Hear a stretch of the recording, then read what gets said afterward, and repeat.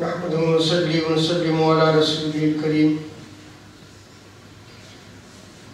أما بعد فأعوذ بالله من الشيطان الرجيم بسم الله الرحمن الرحيم قال الله تبارك وتعالى في القرآن المجيد إن الله وملائكته يصلون على النبي يا أيها الذين آمنوا صلوا عليه وسلموا تسليما اللهم صل على سيدنا ومولانا محمد وعلى آل سيدنا ومولانا محمد وبارك وسلم عليه رب تعالیٰ کا بے پایان فکر اور احسان عظیم ہے کہ جس نے ہمیں اس جمعۃ المبارک کی عظیم اور بابرکت محفل میں اکٹھے ہونے کی توفیق عطا فرمائے اور سب سے بڑھ کر یہ کہ ہمیں دولت ایمان سے بہرامند فرمائے۔ آج ہماری گفتگو انشاءاللہ تبارک و تعالی درود پاک کی فضیلت کے حوالے سے ہے۔ سیدنا صدیق اکبر رضی اللہ تعالی عنہ رفیق غار یار فرماتے ہیں کہ درود پاک ٹھنڈے پانی سے بھی زیادہ مجھے محبوب ہے۔ جب بندے کو شدید پیاس لگی ہو اور کتنی اس کو جو ہے وہ ٹھنڈے پانی کی طرف ہوتی ہے، آپ فرماتے ہیں کہ درود پاک جو ہے وہ مجھے اس ٹھنڈے پانی سے بھی زیادہ محبوب ہے۔ آگے فرماتے ہیں کہ درود پاک پڑھنے کا ثواب ایک غلام کو آزاد کرنے سے زیادہ ہے، اور غلام کو آزاد کرنا ایک نیکی ہے۔ دور جاہلیت میں انسانوں کو غلام بنایا جاتا تھا، اب جب دور جاہلیت میں غلام بنایا جاتا تھا، اسلام نے جو ہے وہ انسانیت کو آزادی کی طرف جو ہے وہ راہ بتائی اور اس کا ثواب یہ بتایا کہ جو شخص ایک غلام کو آزاد کرے اس کو کیا ملے گا؟ سیدنا صدیق اکبر فرماتے ہیں کہ اس کو جہنم سے آزادی ملے گی اور جنت میں داخلہ ملے گا جو ایک غلام کو آزاد کرتا ہے۔ اب ایک نیکی پہ جو ہے وہ اتنا ثواب ہے، ایک نیکی پہ کتنا کہ جہنم سے آزادی اور جنت میں داخل۔ سیدنا صدیق اکبر فرماتے ہیں کہ درود پاک پڑھنے کا ثواب غلام کو آزاد کرنے سے زیادہ ہے، اس طرح کہ رب تعالیٰ کی طرف سے جو ہے جب درود پاک بندہ پڑھتا ہے تو اس کو سلام نصیب ہوتا ہے۔ سلامتی کہاں سے نصیب ہوتی ہے؟ اللہ تبارک و تعالیٰ کی طرف سے نصیب ہوتی ہے۔ رب تعالیٰ جو ہے وہ سلام عطا فرماتا ہے۔ اور آگے سیدنا صدیق اکبر رضی اللہ تعالیٰ عنہ فرماتے ہیں کہ اللہ کے سلام کا مقابلہ 1000 نیکی بھی نہیں کر سکتی، 1000 نیکی بھی نہیں کر سکتی۔ اتنی بڑی فضیلت ہے درود پاک کی۔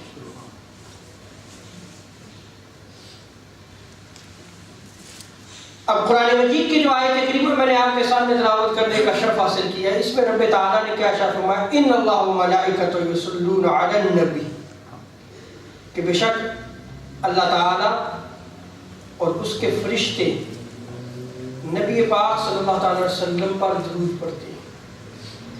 یا ایھا الذین آمنوا صلوا علیہ وسلموا تسلیما، اور جب مومنین کو حکم دیا تو فرمایا اے مومنین تم نہ صرف درود پاک کا گجرانہ پیش کرو بلکہ سلام بھی پیش کرو۔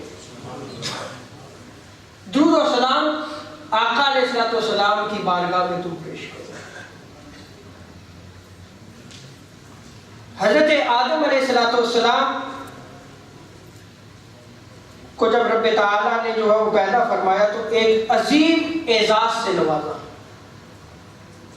اگر آپ قرآن مجید کو پڑھیں تو قرآن مجید میں بہت سارے انبیاء کی تعریفات آپ کو ملیں گی، ان کو جو اکرام اور اعزاز دیا گیا، جو اسٹیٹس انبیاء کو دیا گیا، رب تعالیٰ نے قرآن مجید میں بہت سارے مقامات میں ان کو بیان فرمایا ہے۔ لیکن جو آدم علیہ السلام کو اعزاز عطا فرمایا وہ کسی اور نبی کو نہیں تھا، اور اس کو رب تعالیٰ نے قرآن مجید میں ذکر فرمایا۔ اور وہ کیا اعزاز بخشا کہ سیدنا آدم علیہ السلام مسجود ملائکہ ٹھہرے، کہ رب تعالیٰ نے فرشتوں کو حکم دیا کہ تم جو ہے وہ سجدہ کرو، آدم کو سجدہ کرو۔ سورہ بقرہ ورس 34 میں رب تعالیٰ نے ارشاد فرمایا وَإِذْ قُلْنَا لِلْمَلَائِكَةِ اسْجُدُوا لِآدَمَ فَسَجَدُوا إِلَّا إِبْلِيسَ أَبَىٰ وَاسْتَكْبَرَ وَكَانَ مِنَ الْكَافِرِينَ،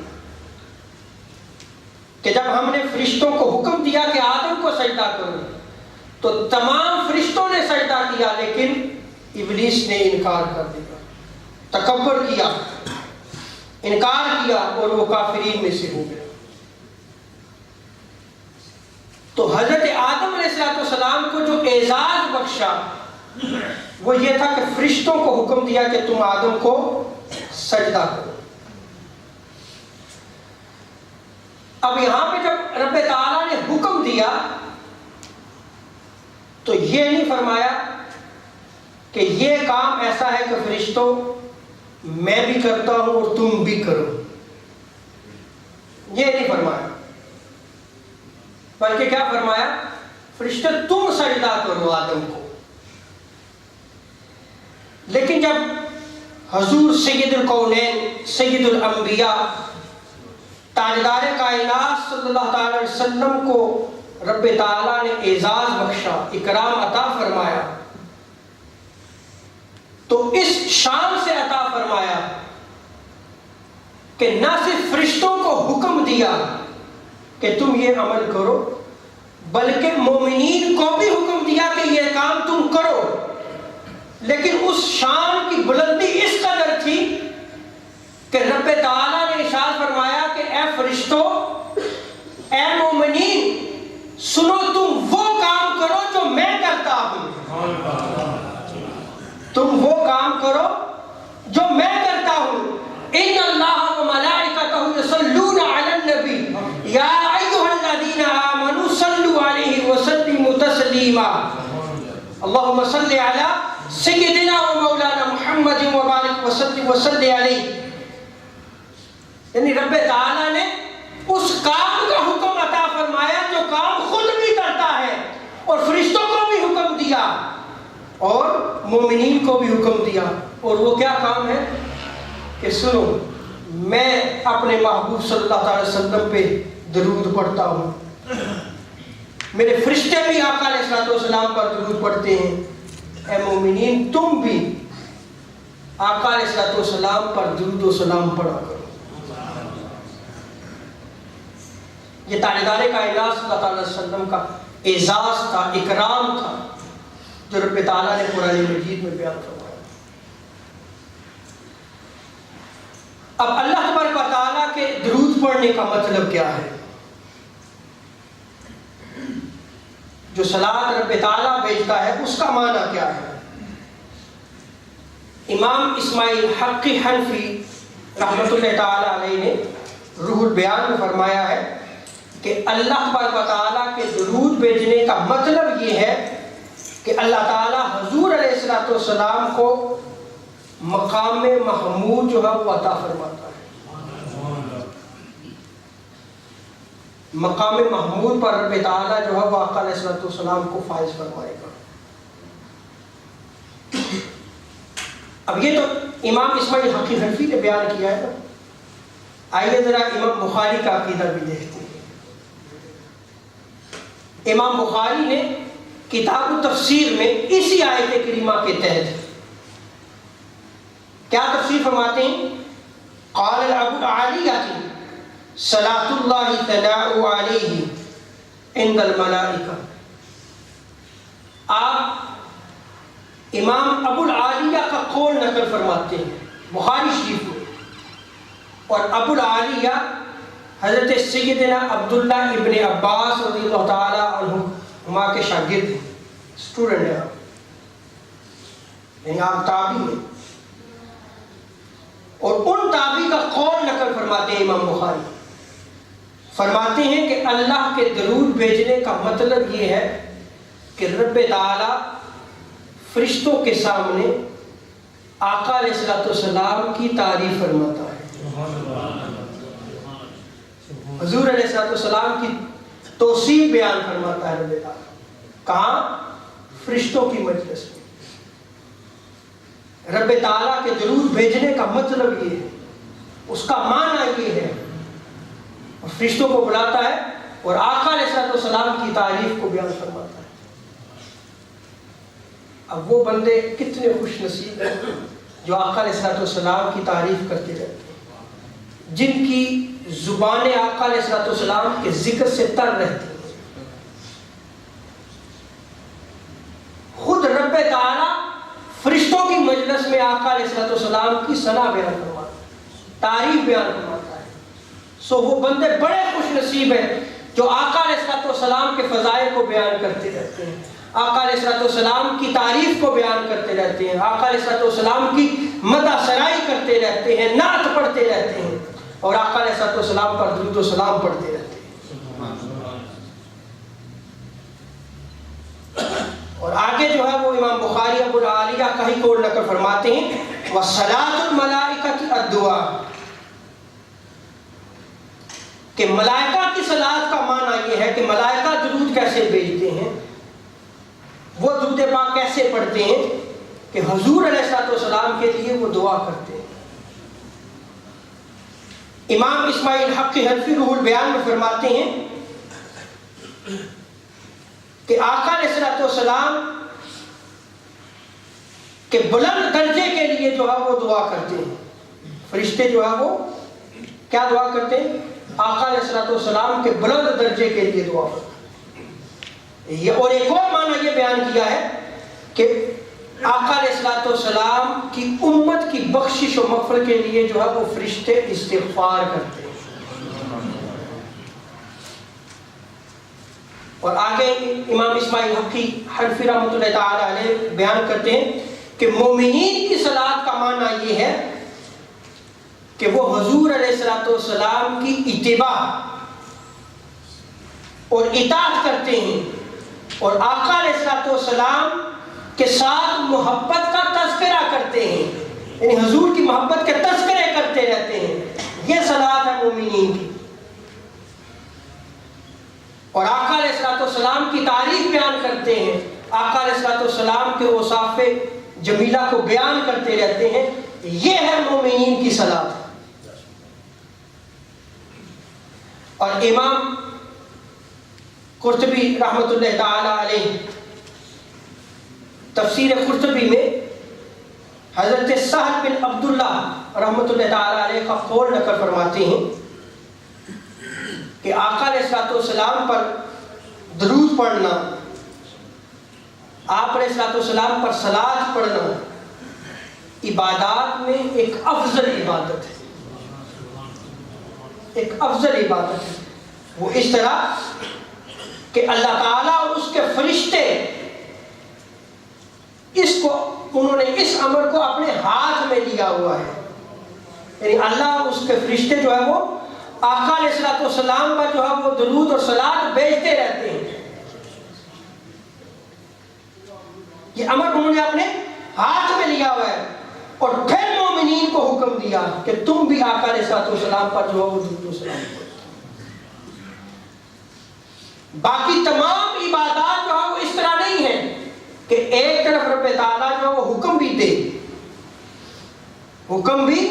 اور خود بھی کرے اور فرشتے بھی جو ہے وہ کریں، اور پھر تمام مومنین کو حکم بھی ہو۔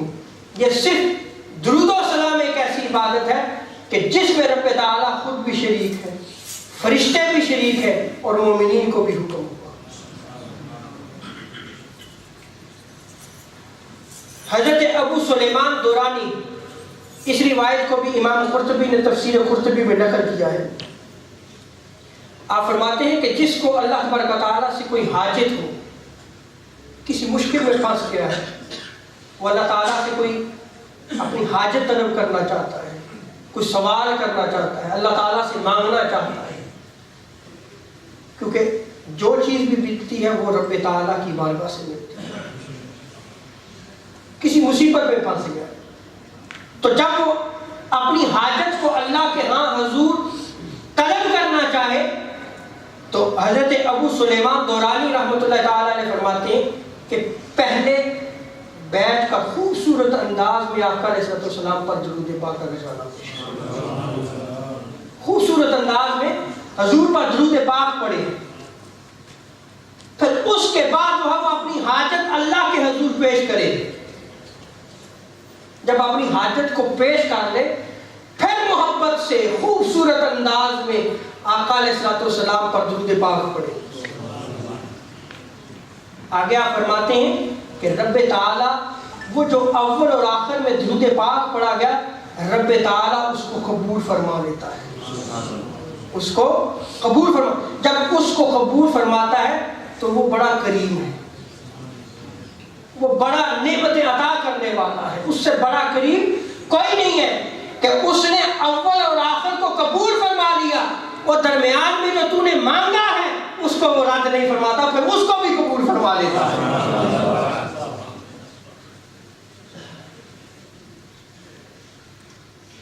حضرت عمر فاروق رضی اللہ تعالیٰ عنہ اسی لیے فرمایا کرتے تھے، اور جامع ترمذی اور الترغیب و ترہیب میں امام منذری نے اس روایت کو نقل کیا۔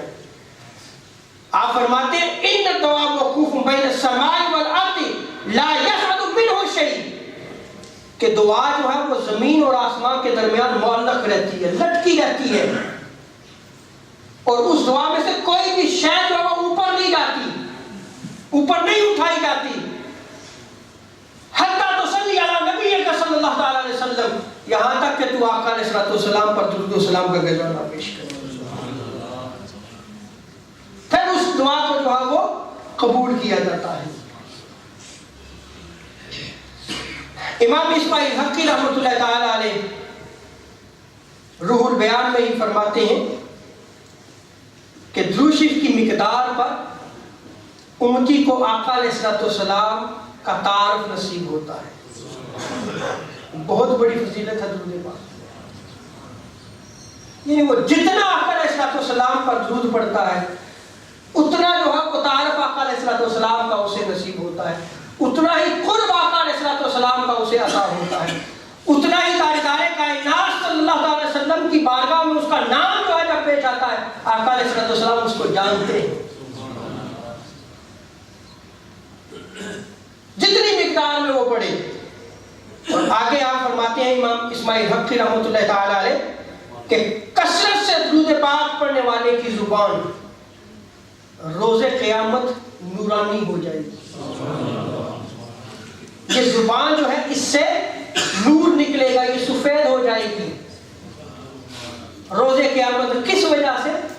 کہ دنیا میں وہ آقا علیہ السلام پر کثرت سے درود پاک پڑھا کرتا ہے۔ اور آگے اسماعیل حقی فرماتے ہیں کہ جو آقا علیہ السلام پر درود نہیں پڑھتا روز قیامت اس کی زبان سیاہ ہوگی، کالی ہوگی۔ فرماتے ہیں کہ روز قیامت مومنین کی علامات میں سے ایک علامت یہ بھی ہوگی کہ کثرت سے درود و پاک پڑھنے کی وجہ سے ان کی زبان جو ہے وہ سفید ہوگی، نورانی ہوگی۔ آگے فرماتے ہیں کہ درود شریف کی برکت سے وہ جو درود پاک پڑھنے والا ہے اسے آقا علیہ السلام کی محبت نصیب ہوتی ہے، آقا علیہ السلام کی محبت نصیب ہوتی ہے، اس لیے کہ من احب شیئا اکثر ذکرہ، جو جس سے جتنی محبت کرتا ہے اس کسی کا ذکر کرتا رہتا ہے، جو جتنا کثرت سے درود پڑھتا ہے اسے آقا علیہ السلام کی اتنی ہی محبت نصیب ہوتی ہے۔ اور آگے اسماعیل حقی رحمۃ اللہ تعالی علیہ فرماتے ہیں کہ آقا علیہ السلام نے ارشاد فرمایا اذا صلیتم علی فاحسنوا علی الصلاۃ، علی کے صلاۃ، کہ تم مجھ پر جب بھی درود پاک کا گزرانہ پیش کرو، جب بھی درود پاک پڑھو تو اچھے طریقے سے اچھے انداز میں محبت سے درود و سلام کو پڑھا کرو. کیوں؟ آقا علیہ الصلوۃ والسلام فرماتے ہیں فَإِنَّكُمْ تُعْرِضُونَ عَلَيَّ بِأَسْمَائِكُمْ، اس لیے کہ جب درود و سلام پڑھتے ہو تو تمہارا نام لکھ کر پیش کیا جاتا ہے کہ فلاں نے جو ہے وہ درود پاک کا نذرانہ پیش کیا. تمہارے نام کے ساتھ درود پاک میری بارگاہ میں پیش کیا جاتا ہے. اور آگے آقا علیہ الصلوۃ والسلام ارشاد فرماتے ہیں وَأَسْمَاءِ آبَائِكُمْ وَأَشَائِرِكُمْ، نہ صرف تمہارا نام بلکہ تمہارے آبا و اجداد کا نام بھی جو ہے وہ لکھ کر پیش کیا جاتا ہے. اور جس قبیلے سے تم تعلق رکھتے ہو اس قبیلے کا نام بھی لکھ کر میری بارگاہ میں پیش کیا جاتا ہے کہ اس شخص نے آقا علیہ الصلوۃ والسلام یا رسول اللہ آپ کی بارگاہ میں جو ہے وہ درود و سلام کا یا فرشتہ پیش کرتا ہے، اس انداز میں پیش کرتا ہے. اس لیے جب بھی آقا علیہ الصلوۃ والسلام پر صلاۃ بھیجو، جب بھی درود پاک کا نذرانہ پیش کرو تو خوبصورت انداز میں آقا علیہ الصلوۃ والسلام پر درود پاک. اسی لیے حضرت عبداللہ ابن مسعود رضی اللہ تعالیٰ عنہ فرماتے ہیں، آپ فرماتے ہیں اذا صلیتم علی رسول اللہ صلی اللہ علیہ وسلم فاحسنوا الصلاۃ علیہ، کہ جب بھی تم آقا علیہ الصلوۃ والسلام پر درود پڑھو، حضرت عبداللہ ابن مسعود فرماتے ہیں تو اچھے الفاظ میں خوبصورت انداز میں محبت سے جو ہے وہ آقا علیہ الصلوۃ والسلام پر درود پڑھا کرو. فَإِنَّكُمْ لَا تَدْرُونَ لَعَلَّ ذَلِكَ يُرِدَ عَلَيْهِ، تمہیں کیا علم ہے کہ یہ درود پاک آقا علیہ الصلوۃ والسلام کی بارگاہ میں پیش کیا جاتا ہے. اب جب یہ بیان ہوا تو صحابہ نے عرض کی یا رسول اللہ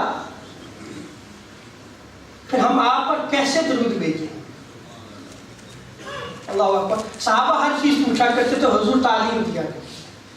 اب یہاں پہ جس پرفتن دور میں ہم زندگی بسر کر رہے ہیں اس میں ایک فتنہ یہ بھی ہے کہ جب ہم اللہم صلی علی النبی الامی پڑھتے ہیں یا الصلاۃ والسلام علیک یا رسول اللہ پڑھتے ہیں